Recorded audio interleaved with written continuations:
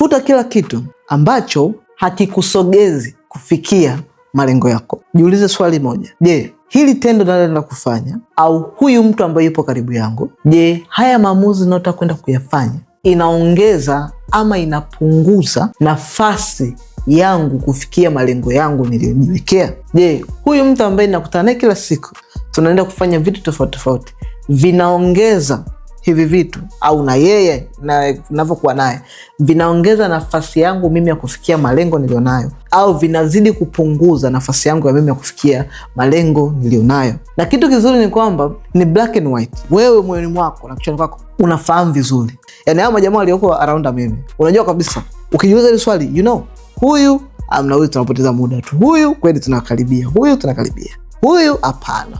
So unaweza ukasema hapo, kwani kuna ubaya gani? Sikiliza nikwambie, hapa naongelea na watu wanaotaka kuwin only, winners. Kama ni wewe ni huyu, it means unajua nini cha kufanya.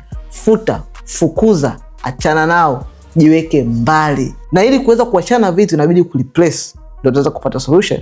Na ndio maana nimekuletea replacement yako. Nimekuandalia platform maalum inaitwa MBH. Huku ndani utakutana na kila kitu ambacho unahitaji wewe kuweza kufikia malengo yako, especially ya kiuchumi, na kuweza kuwa mtu bora kila siku kwenye maisha yako, kwenye familia yako na kwa watu wote wanaokuzunguka. Gusa link on bio ama comment neno MBH, nitakutumia direct link ya kuweza kujiunga na platform yetu ya MBH.